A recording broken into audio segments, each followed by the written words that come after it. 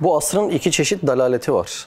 Dalalet, sapkın bir yol. Yani hakikat yolundan saptığın anda ne olmuş oluyorsun? Dalalete sapmış oluyorsun. Bir insan kainatın asıl maksatı olan Allah'ı tanıma ve ona kul olma yolunu unutursa ve başka yollara giderse o yolların ismi nasıl nitelendirilir? Dalalet yolu diye nitelendirilir. Bu dalaletin de iki çeşidi var. Birisi fikri dalalet.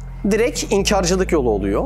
Bir insanla bir konuşma yaptığın anda, mesela o konuşmalardan birisi, rızkı kimden biliyorsun? Benim rızkım çalışmama bağlıdır, patronuma bağlıdır. Dünyada ne kadar güzel ticarete girersem ona bağlıdır der. Bunu da açık açık belli eder değil mi yani? Asıl ressakım Allah değil başka şeylerdir diye. Bu bir fikri dalalet olur. İnançsızlık neye giriyor o zaman? Fikri bir dalalete giriyor. Birisiyle konuşursun, sana cevap olarak ne Allah canım, kaçıncı yüzyılda yaşıyoruz der. Bu direkt bir fikri dalaletin örneğidir. Dalaletin ikinci çeşidi fiili delalettir. İnsanla konuştuğunda aynı şeyleri konuşursun, aynı noktalarda uzlaşırsın. Konuşmaları bir mümin konuşmasıdır. Yaşantısı ise imansız bir adamın yaşantısıdır. Bu hangi dalalete giriyor? Fiili dalalete giriyor ki biz bunu çok yaşıyoruz. Sohbet ve muhabbet ettiğimiz tarikus salat, yani namaz kılmayan çok fazla arkadaş olduğunda nasıl bitiyor muhabbetlerimiz? Ben de istiyorum namaz kılayım ama vakit yok ya, işte dünya koşturmaları, mesuliyetlerim var falan gibi. Sanki dünya onun omuzunda dönüyor. Sanki Allah ona bu imtihanı yaratırken onun dünyasının ne olduğunun haşa Allah farkında değil. Ekstradan yük binmiş. Sanki kaldıramayacağınız yükü Allah size yüklemez diye bahsedilen ayet yanlış beyanda bulunuyor. O adam da doğruyu keşfetmiş gibi değil mi? Böyle cümleler oluyor. Burada aslında konuştuğunda uzlaşıyorsun. Bak Allah rezzaktır. Dünyaya geliş amacımız budur. Her birine cevap güzel geliyor değil mi? Valla doğru söylüyorsun Seyda. Valla hak konuşuyorsun Seyda. Ama amel ona dönüşüyor mu? Ona dönüşmüyor. Bu da ne oluyor? Fiili bir delalet çeşidi oluyor. Yani fiili delalette kişi imansız değil ama yaşanılan hayat imansız bir hayat. Bu dalalet çeşidinin en büyük sebeplerinden bir tanesi rızık endişesi oluyor. Biz zaten günümüzde de yaşıyoruz bunu abi, derslere gelmen lazım. Bak bunlar iman dersi, bunlar çok elzem dersler. Kardeşim geleceğim ama benim vaktim yok buna. İşler çok arttı, bildiğin gibi değil. Mesuliyetim çok, sorumluluğum çok. Sanki bunların her birini Allah git ara bul diye farklı köşelere koymamış da o yaratıyor gibi davranıyor. Yani ben kendi rızkımı kendim yaratıyorum cihetinde davranıyor. Ve ne kaçıyor gözden? Asıl maksat, asıl mesuliyet kaçıyor. Ve buradan anlıyoruz ki bu fiili delaletin en büyük sebebi ne oluyor? Rızık endişesi oluyor. Allah da zaten bunu bildiğinden dolayı bizleri imtihan etmek adına ve bizi birbirimizden ayırmak adına, hangisi iyi, hangisi kötü, hangisi daha iyi, hangisi daha kötü diye ayırmak adına böyle perdeleri koymuş. Rızık da burada ne oluyor? Bir perde oluyor. Şimdi şöyle bir soruyla başlayalım. Kedi neden tahirdir? Köpek neden necistir? Kedi kim ona sebep olursa olsun hakiki rezzak Allah olarak bildiği için tahir, yani temiz sayılmıştır. Köpek ise hangi vesile ona mama verirse onu rezzak bildiği için İnsanlar arasında bu hükümden dolayı necis sayılmıştır. Burada aslında bize de bir ders var değil mi? Rızkını kimden biliyorsun? Ona benzeyeceksin misalinde. Bir insana ya kedi gibisin desen çok hakaret içerikli olmaz değil mi? Ama it gibi adamsın, köpek gibi adamsın desen estağfurullah aşağı, o adama bir hakaret gibi geçer. O sıfatın asıl doğuş sebebinin nereden yol ayrımına girmiş yine? Rızık endişesinden, rızık meselesinden yol ayrımına girmiş. Rızık endişe etmemiz gereken bir şey mi? Yoksa tamamen rahatımıza bakmamız gereken bir şey mi? Bunu irdeleyelim mi biraz? Endişe etmezsem, telaşa girmezsem bir problem yaşayacak mıyım? Yoksa abi tamam endişe etmiyorum, rahatıma bakıyorum, hem de böyle muazzam bir rahatıma bakacağım ve rızkım benim ayağıma kadar gelecek mi? Bakalım mı buna? Sorumuz böyle başlasın ve okumaya başlayalım abiler. Bismillahirrahmanirrahim. 19. lema 4. nükte. İktisat eden... Bir dakika. İktisat ne demekti? Bir şeyi amacına uygun kullanmaya iktisat deniyor. Yani kullanmamak iktisat değildir.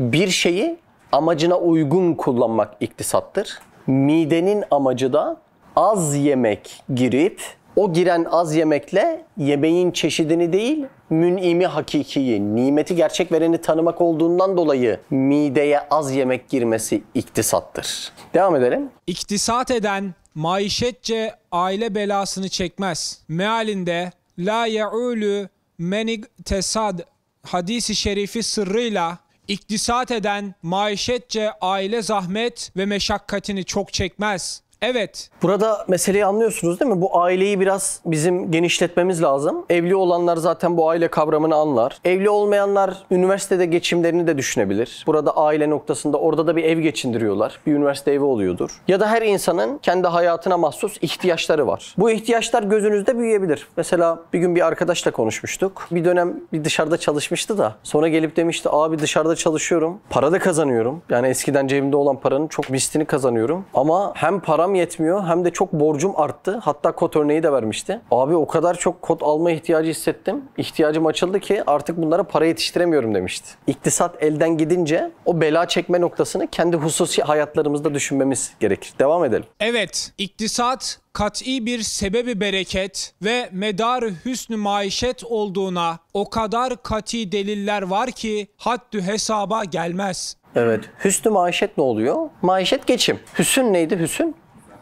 Hüsnü maişet ne oluyor? Güzel geçim oluyor. İnsanların geçimde tişört alma, kot alma, araba, ev vesaire. Asıl amaçları huzur değil mi Ömer? İktisat ederse zaten o huzuru bulacak diyor Üstad Hazretleri. Hüsnü maişet. Çok güzel, minnetsiz, kimsenin zahmeti altına girmeden aynı lezzetleri bulacaklar diyor. Neyin sırrı bu? İktisadın sırrı. Devam edelim. Ez cümle ben kendi şahsımda gördüğüm ve bana hizmet ve arkadaşlık eden zatların şehadetleriyle diyorum ki Üstad Hazretleri iktisadın bir örneğini vermeyle başlıyor. Evet. İktisat vasıtasıyla bazen 1'e 10 bereket gördüm ve arkadaşlarım gördüler. Hatta 9 sene, şimdi 30 sene evvel benimle beraber Burdur'a nefyedilen reislerden bir kısmı parasızlıktan zillet ve sefalete düşmemekliğim için zekatlarını bana kabul ettirmeye çok çalıştılar. Üstad Hazretleri Van Erek Dağı'nda medresede talebeleriyle ders işlerken Şeyh Said hadisesi oluyor. Ve o bölgede hem üstadı hem birçoklarını topluyorlar. Birçok yerlere sürgün götürüyorlar. Üstad Hazretleri'ni nereye götürüyorlar? Burdur'a götürüyorlar. Buradaki bir vakayı anlatıyor. Yanında birkaç arkadaşı üstadım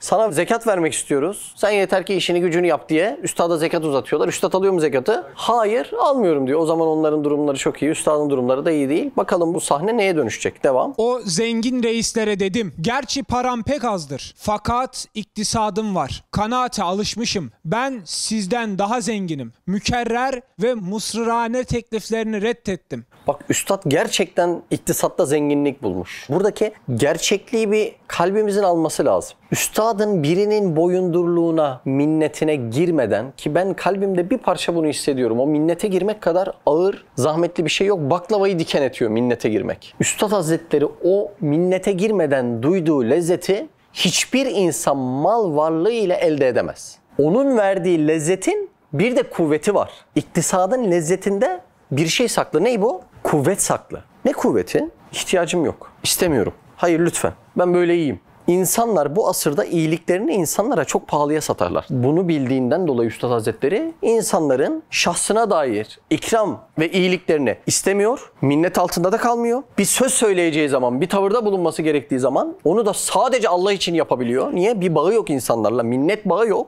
Ve bu üstada iktisatın lezzet perdesinin altında bir kuvvet veriyor. Bak burası çok ince bir şey. Bunu yer yer hayatlarınızda herkes yaşamıştır.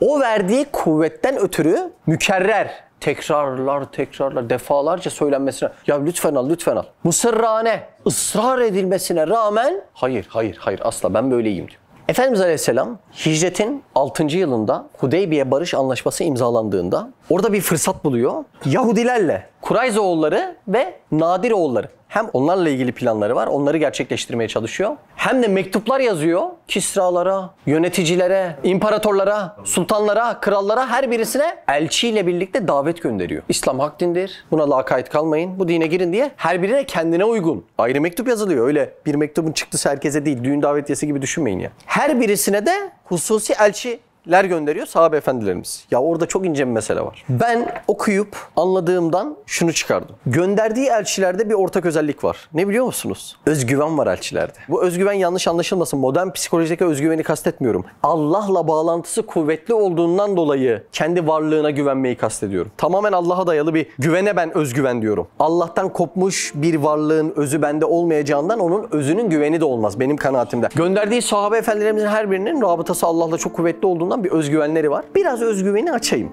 kendisini birine beğendirme çabası, özgüveni olmayan adama mahsustur. Doğru mu? Onları hoş etmek ister.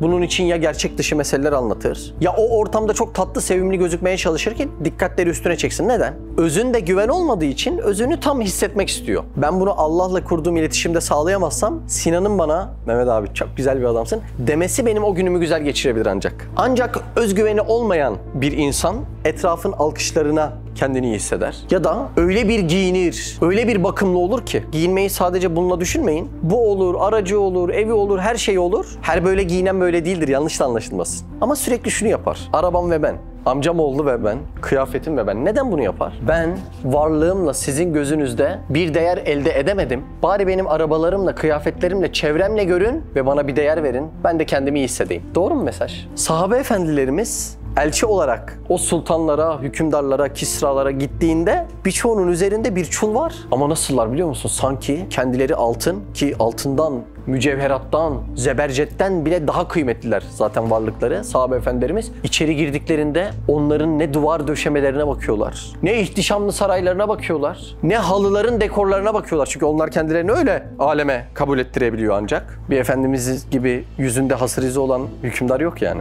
Ama sahabe efendilerimiz öyle bir giriyor ki içeri, hiçbirinin malı mülkü, hiçbir şey umurunda değil. Hatta Pers bölgesinde Rüstemizal karşılıyor bir haberciyi ve hayretler içerisinde kalıyor. Bu nasıl bir izzettir diyor. Bu nasıl bir dik duruştur diye. Çünkü sahabe efendimizin umurunda değil. Onun bir derdi var, maksadına odaklanmış. Efendimin mesajı var diyor, mesajı getiriyor ve dönüp arkasına gidiyor. Öyle gururlular. Onların bu dik duruşlarının altını kazdığında kesinlikle iktisada rastlayacaksın. Çünkü ancak iktisat gerçekliği olan bir hayatta aleme minnet edemez insan. Devam edelim mi? Cai dikkattir ki 2 sene sonra bana zekatlarını teklif edenlerin bir kısmı iktisatsızlık yüzünden borçlandılar. Lillahil hamd, onlardan 7 sene sonra o az para iktisat bereketiyle bana kafi geldi. Benim yüz suyumu döktürmedi. Bak, iktisattan nereye bağladı? Yüz suyumu döktürmedi. Nasıl bir insanın yüz suyu dökülür? Başkasına gebe kalan, minnet eden. Üstad Hazretleri bana günde yarım ekmek yetiyor diye tabiri var.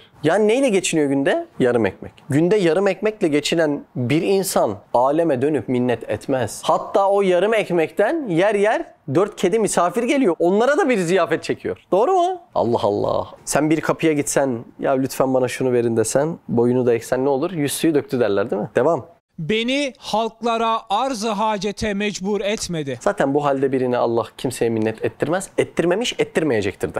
İş ki bu halde olalım. Allah'ın inayetine mazhar olalım. Devam. Hayatımın bir düsturu olan Nas'tan istina mesleğimi bozmadı. Nas ne demek? İnsan demek. İstina ne demek? Geri durmak demek. Yani Üstad Hazretleri bireysel manadaki hayatında insanlardan geridir. Ne demek bu? İkram kabul etmez. Hediye kabul etmez. Zaten zekat malları onların hiçbirini de kabul etmez. Üstad Hazretleri böyle bir hayat yaşıyor. Böyle bir hayat yaşayan bir insanı nasıl sıkıştırabilirsin? Nasıl eline alabilirsin? Peki zıttan soralım. Bir insan nasıl ele al? Masa, makam verirsin, ele alırsın. Kasa, para verirsin, ele alırsın. Üstad Hazretleri de kapı kapamışsa böyle bir insanı nasıl ele alacaksın? Alamazsın. Ancak böyle bir insanın konuştuğu cümleler ölümünden sonra da gerçekliğini devam ettirebilir.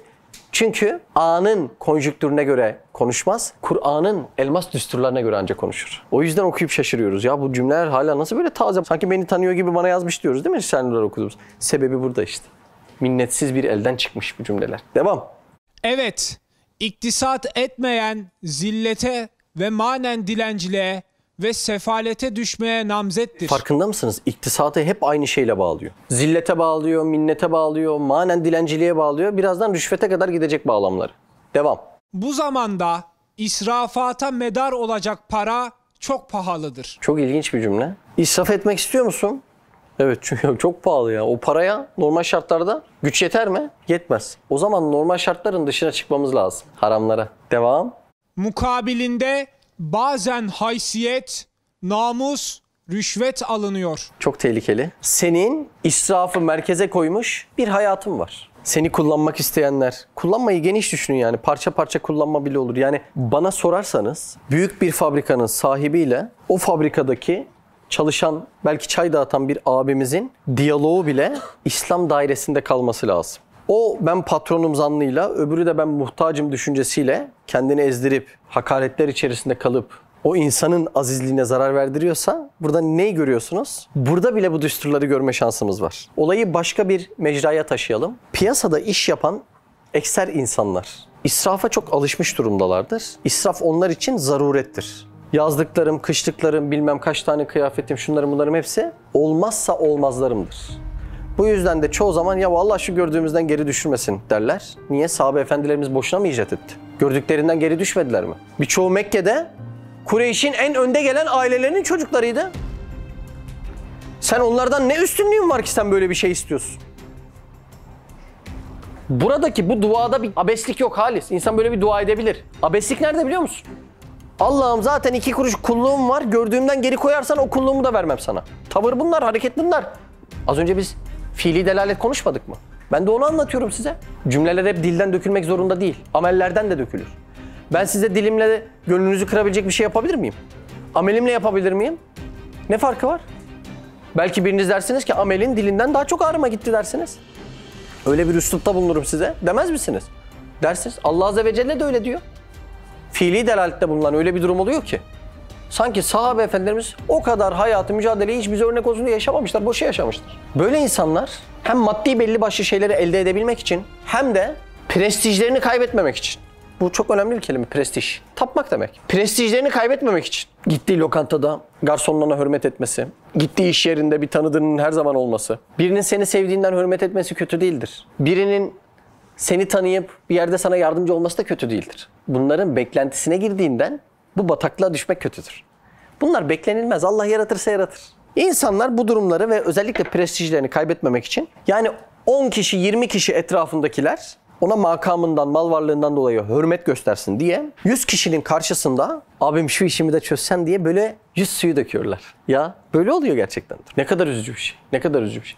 Bunun çözümü neyden çıktı? İktisat. Lütfen iktisadı sadece fazla ekmeği köşeye atmayalım da değerlendirmeyin. Çok geniş bir kavram. Bugün bir insan insanlara karşı güçlü bir duruş istiyorsa, bir motivasyon istiyorsa, insanların minnetinden kurtulmak istiyorsa, bir ortama girdiğinde insanların alaycı vesaire gibi tavırların altında ezilmemek istiyorsa, psikolojisini sürekli sağlıklı bir şekilde korumak istiyorsa, mutluluğu ve huzuru bir sabite bağlamak istiyorsa, bunun sırrı iktisatta başka bir şeyde değil.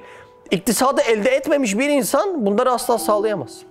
İktisatlı olmak, gelin fakir olun demek değil. Sahabe efendilerimizde de varlıklı çok var. İktisatlı olmak ne biliyor musun?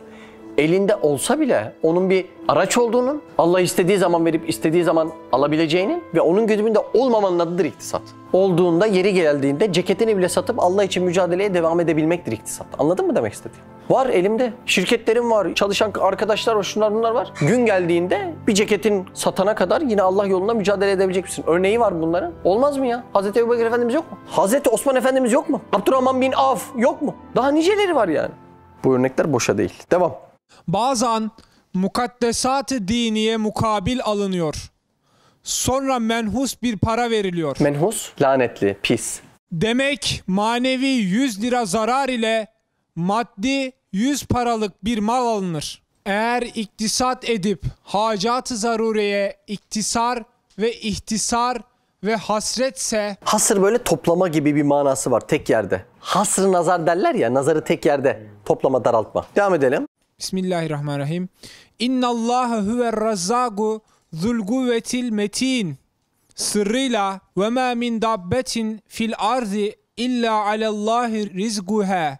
Sarahatiyle ummadığı tarzda yaşayacak kadar rızkını bulacak. Çünkü şu ayet tahaddüt ediyor. Önce bir yeri anlamamız lazım. Allah dünyada rızkımıza kefilim diyor ama ahiretimize kefil değil. Bizim tavrımıza bakalım. Sanki ahiretimiz Allah kefil gibi, garanti altında gibi yaşıyoruz. Dünyada rızkımıza da Allah kefil değil gibi endişe içinde yaşıyoruz. Yani senin rızka endişe etmen Allah'ı itham altında bırakmak oluyor. Soru geliyor. Madem rızka kefil, ben niye çalışmak zorunda kalıyorum? Şöyle olmaz mıydı mesela? Ağacın rızkını ağaç elde etmek için ne yapıyor? Duruyor. Benim de öyle olsaydı olmaz mıydı? Allah öyle yaratamaz mıydı? Rızık zaten garanti altında mı? Garanti altında. Tamam ben de şöyle duraydım abi. Şuradan çiğ köfteler gelseydi. Şuradan kuru pilav gelseydi. İşte soğanı unutma olarak yaprak bükseydim. Soğan gelseydi buradan. Şöyle bir ayran gelseydi. Şöyle yapsaydım. Yayık ayran Susurluk'tan gelseydi falan. Tereyağlar gelseydi, ballar gelseydi. Şöyle durduğum yerden. Olmaz mıydı? Allah dilerse böyle de yaratırdı. Ama böyle yaratmamış. O zaman sormam lazım. Allah bizi niye koşturuyor? Çünkü şunu anlamak zorundayız. Rızkı Allah veriyorsa rızkı kazanmak diye bir şey olamaz. Madem o veriyor, senin kazanman diye bir şey söz konusu olamaz. Demek çalışmanın manası ve maksadı rızık değil.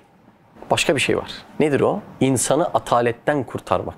Durağanlık, eylemsizlik. Bizi üstümüze ölü toprağa serpilmiş gibi olan o halden kurtarmak istiyor. Rızkı kazanmak dediğin şey aslında malların değişimi. Biri otomobil yapıyor, biri ayakkabı yapıyor, biri pantolon yapıyor, biri domates topluyor, yapmıyor. Biri kirazı topluyor ve ne oluyor? Aslında bir takas usulüne dönüşüyor. Para dediğin şey de bu takas usulünde kullandığın araç oluyor. Doğru mu? İnsanların takasta kullandığı aletlerin hangisini yaratıyorlar? Hiçbirini. Her biri dünya ambarında var mı zaten? Var. Sen demir işi yaparken nereden yaratıyorsun? Yok. Dünya ambarında var. Dün bamya yediniz. Bamyayı nereden yarattınız? Haşa. Dünya ambarında var. Şu mermer masayı nereden yarattınız? Haşa, dünya ambarında var. Şurada bir teknolojik cihaz var. Fırın var. Bu fırını nasıl yarattınız? Haşa, yaratmadık. Onun içindeki bütün ürünler dünya ambarında vardı zaten. Onlar onu yaptı, onlar onu yaptı. Değişe değişe bir hal aldı. Peki biz bunun sayesinde bir ataletten kurtarma yaşadık mı? Yaşadık. Zıttına bakalım. Allah rızkı ayağımıza gönderseydi ne olurdu? Ben matematik öğretmeniyim. Allah'ın benim için ayırdığı rızkı bulmaya çalışmasam, sizce matematik dersi verir miyim? Vermem. Ben geçen dizden ameliyat oldum ve hastane gerçekten çok meşakkatli bir yer. Kim için biliyor musun? Hasta için de zor ama doktor için de zor. 2 saat 40 dakika ameliyata giriyor. Bazı ameliyatlara 5 saat 6 saat giriyorlar. Kanter içinde kalıyorlar mı? Kalıyorlar. Anestezi uzmanı var mı orada? Var. Hemşire var mı? Var. Acil doktoru arkadaşlar var mı? Var. Kaç saat nöbet tutuyorlar? 24'ten fazla tutanları var. Sizce soruyorum, o rızka ulaşma çabası olmasaydı o işleri yaparlar mıydı? Benim ayak ne oldu? Gitti. Şu oturduğun sandalye. O plastiğe şekil vermek için kim bilir neler yapıyorlar. Sizce rızkı bulma çabası olmasaydı o sandalyeyi bulabilir miydik biz? Bulamazdık. Bizim Ali Rıza emmi var işte, çelik işlerini yapıyor biliyorsunuz. Yaşlı da bir abimiz yani. Geçen geldi buralarda örümcek adam gibi dolanıyor. Ya ben izledim, hayret ettim ya, dedim vallahi helal kazanç böyle bir şeymiş diye bir örnek gördüm yani. Sizce rızık endişesi olmasa o yaşta beli ağrıyor, bacağı ağrıyor, o kadar koşturur mu? Koşturmaz. Demek Allah Azze ve Celle rızkımıza kefil ama rızkımıza ulaşmak için o rızkı bir yerlere koyuyor ki bizi ataletten ve işsizlikten kurtarsın. Hayatımız renklensin, ihtiyaçlarımız böyle karşılansın. Yoksa şu koltuğu gelip yapar mı adam rızık endişesi olmasa? Espriyi anladınız mı? Kuşlar sürekli bir yerlere uçuyor, göç ediyor. Niye? Rızık sebebinden. Balıklar sürekli bir yerden bir yere göç ediyor. Neden? Rızık sebebinden. Bizim evi karınca bastı yeni. Neden? Rızık sebebinden. Ecmel Vera gece ağlayarak uyanıyor. Neden? Rızık sebebinden. Eğer Allah Azze ve Celle o rızkı belli başlı yerlere koyup bizi hareket içinde koydurmasaydı ataletten dolayı rezil bir hayatımız olurdu. Zira dikkat edin, etrafınızdaki en üzgün adamlar işsizlikten canı sıkılanlardır. Doğru mu? Bazıları rızkı Allah'tan değil de sadece kendi çabasından biliyor. Ve ne diyorlar? Ben ekmeğimi taştan çıkarırım arkadaş diyorlar. Allah bir yıl yağmur yağdırmasın da hadi git çıkar ekmeğini taştan. Başka ne diyorlar? Ekmek aslanın ağzında diyorlar. Biz rızkı Allah bizi koştursun diye belli başlı yerlere koydu diye biliyorduk. Demek bu sözler ne çıkarıyor? Batıl birer mana çıkıyor bu sözlerden, başka bir şey çıkmıyor. Üstad Hazretleri neden sahabeye yetişemiyoruz meselesini anlatırken çok manidar bir cümle kullanıyor. Orada bir kelime bize bakıyor. Çünkü şimdi saadet-i ebediyeye bedel, saadet-i dünyeviyeye medarı nazardır. İnsanlar ahireti gerçek maksat yapmıyorlar, dünyayı yapıyorlar. Bu da sahabelerden uzak tutuyor diyor. Beşerin nazara dikkati başka maksatlara müteveccihtir. Dikkatimiz başka yerde. Tevekkülsüzlük içinde derdi maişet ruha sersemlik vermiştir diye anlatıyor.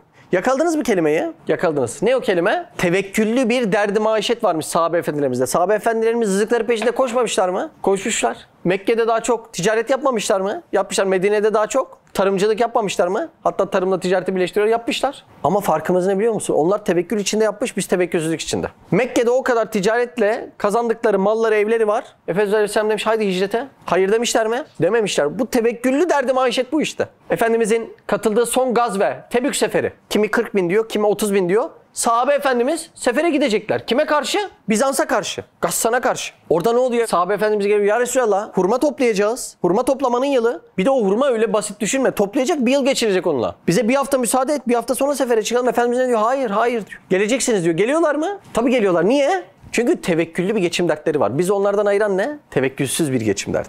Hazreti Ali Efendimiz için keremallahu veçhe bir mesele anlatırlar. Kaleyi kuşatmışlar. Akşam vakti namaz giriyor. Hazreti Ali Efendimiz yarınız namaz, yarınız kaleye kuşatmaya devam edin diyor ve öyle yer değiştirecekler. Birisi geliyor. Ya Ali diyor. Kaleyi aldık alacağız diyor. Namazı biraz ertelesek bir mahsuru var mı diyor. Cevap ne biliyor musun?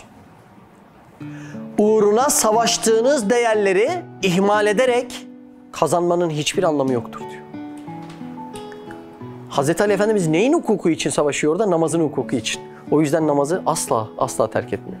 Bugün yalanlara, hilelere, yoldan sapmalara uğrayan insanların en büyük derdi ne biliyor musun? Sonuç odaklı savaşmışlardır. Zafer odaklılardır. Hayır. Biz sefer odaklıyız. Sonuç odaklı değiliz. Allah bizden razı olsun, bunun odaklıyız. Ve bu yüzden bütün değerleri ayaklarının altına almışlardır.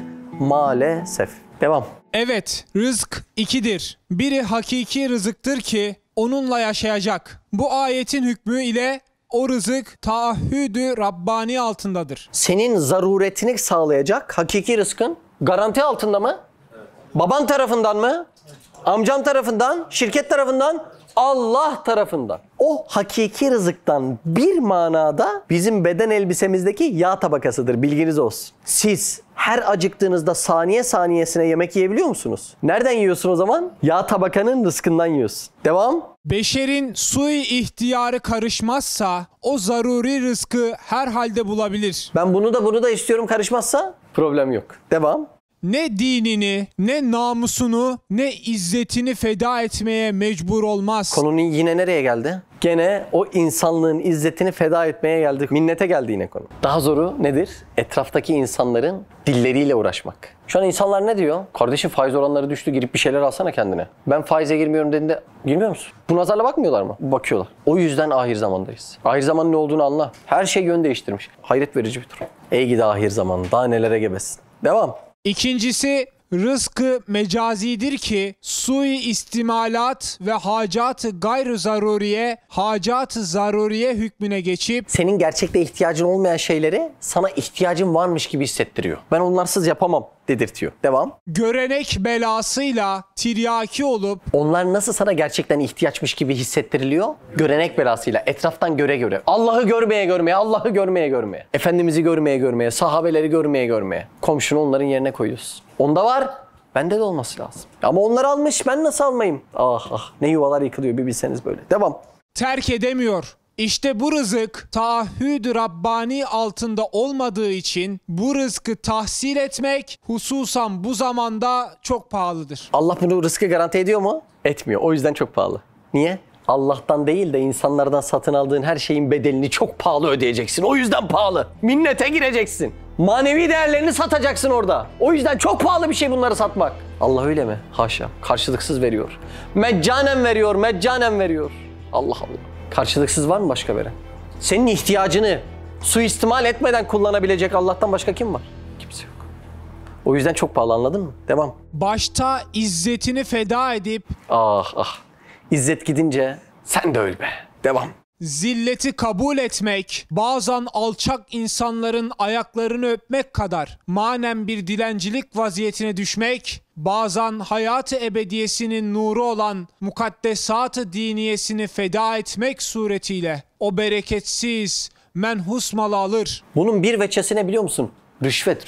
Rüşvet alan, rüşvet veren. Başka çeşitlendirelim. Haram mal. Peki işin devamında ne oluyor? O malı çocuklarına da yedirip çocuklarının manevi cihazatlarını da bozuyor. Dizel arabaya benzin atsan ne olur? Onu hesapla yani. O çocukların manevi cihazatı da bozuluyor. Sonra bizim hacı geliyor 50 yaşına 60 yaşına. Diyor vallahi tövbe etmişim, umreye de gidiyor. Eyvallah, oraya kadar problem yok. Ama onca mazlumun canını yakıp elde ettiğin mallar tövbene gerekir. Onları da onlara geri iadeye gerekir. Yapıyor musun? Yapmıyorsun. Çocukların da aynı işlere devam ediyor mu? Ediyor. Ben aman karışmam yani. Ben o alkollü mekan açmış. Ben ona karışmam. Nasıl karışmaz? İçtiğiniz çorba aynı tastan değil mi? Bölüştüğünüz para aynı yerden değil mi? Sonra o çocuklar da kendileri gibi oluyor. Ne manevi cihazat kalıyor, ne bir şey kalıyor. Berbat insanlar oluyorlar. Çok örnek var. Hani aklı almayan insanlarla denk geliyoruz ya. Bir dönüp rızka bakmak lazım. Nasıl bir rızık yemişler diye. Efendimiz Aleyhisselam döneminde zekat memuru bir sahabe efendimiz gidiyor zekatları topluyor. Efendimiz'e getiriyor. Bunlar zekat malıdır diyor. Bu da bana gelen hediyeler diyor. Efendimiz Aleyhisselam diyor ne?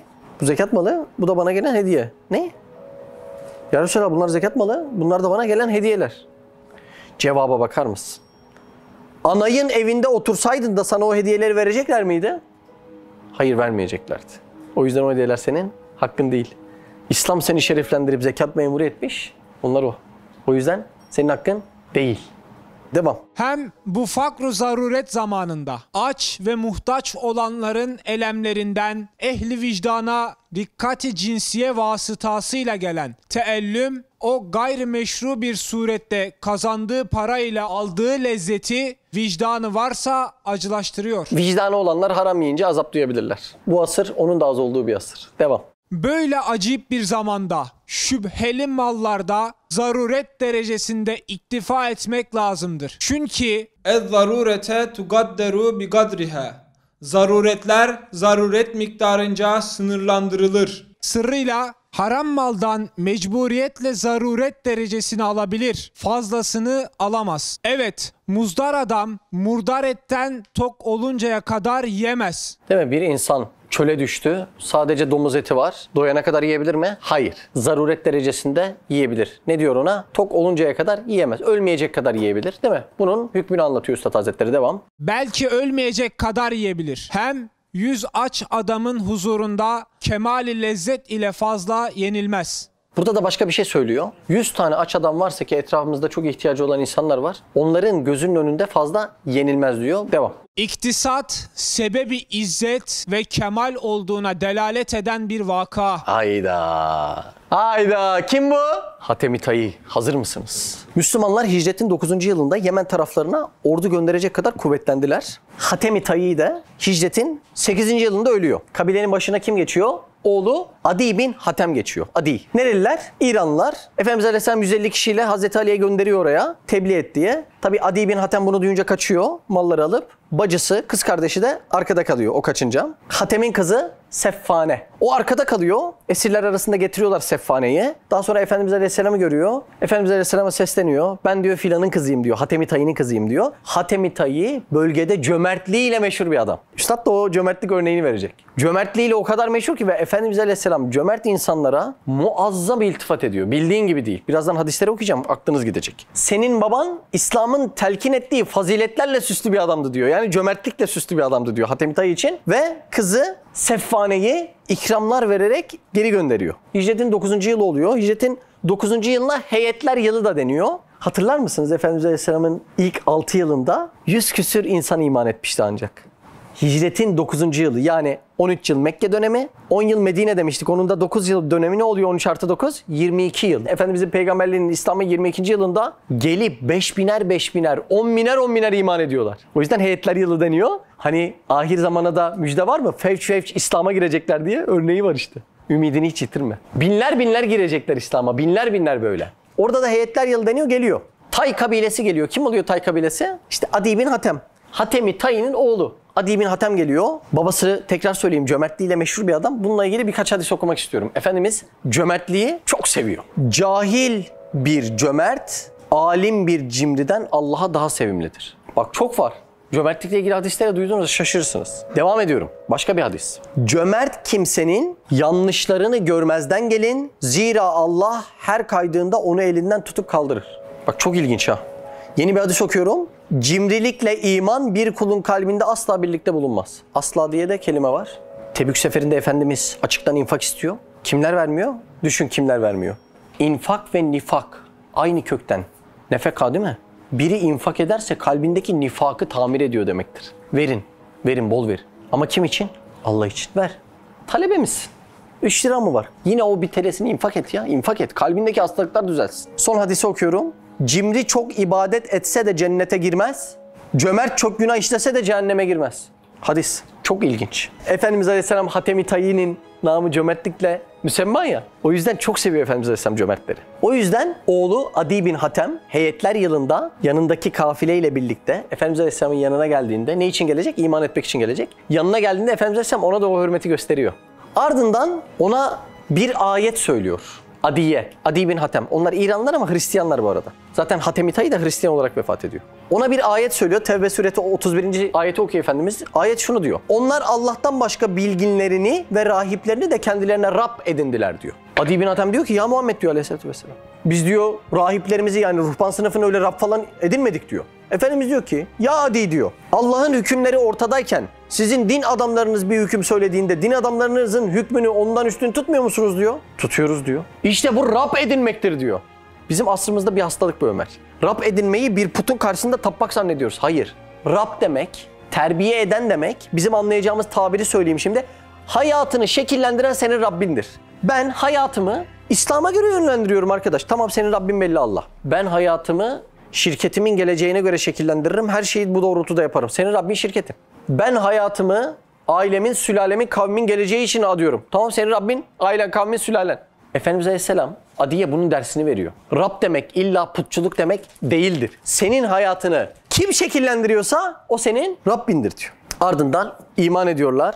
Efendimiz Aleyhisselam'ın anlattıklarını kabul ediyorlar ve oradan ayrılıyorlar. Devam edelim mi? Bir zaman dünyaca sahavetle meşhur Hatemi Tayi mühim bir ziyafet veriyor. Tefekkür edelim. Burada kendi çok büyük konağı var. Orada ziyafet veriyor. Birazdan canı sıkılacak bir akşam vakti, gece vakti. O saraydan bir hava almaya dışarı çıkacak. Buyur. Misafirlerine gayet fazla hediyeler verdiği vakit çölde gezmeye çıkıyor. Bakar ki bir ihtiyar fakir adam bir yük dikenli çalı ve gevenleri beline yüklemiş. Cesedine batıyor, kanatıyor. Tefekkür ediyorsunuz değil mi? Hayal edin. Hatemi Tayi çölde geziyor. Bir ihtiyar adam görüyor. Dikenleri bata bata sırtında bir şey taşıyor. Devam. Hatem ona dedi. Hatemi Tayi hediyelerle beraber mühim bir ziyafet veriyor. Sen de oraya git. 5 kuruşluk bu çalı yüküne bedel 500 kuruş alırsın. Ya. O muktesit ihtiyar demiş ki Muktesit iktisat eden. Evet. ben bu dikenli yükümü İzzetimle çekerim, kaldırırım. Hatemi Tayi'nin minnetini almam. Allah Allah. Ne güzel değil mi? Devam. Sonra Hatemi Tayi'den sormuşlar. Sen kendinden daha civan mert, aziz kimi bulmuşsun? Demiş, işte o sahrada rast geldiğim o muktesit ihtiyarı benden daha aziz, daha yüksek, civan mert gördüm. Allah Allah diyor cömertliğiyle meşhur Hatemi Tayi. Subhaneke la ilme lena illa ma allamtena inneke entel alimul hakim ve ahiru davana enelhamdülillahi rabbil alamin. El Fatiha ma salavat.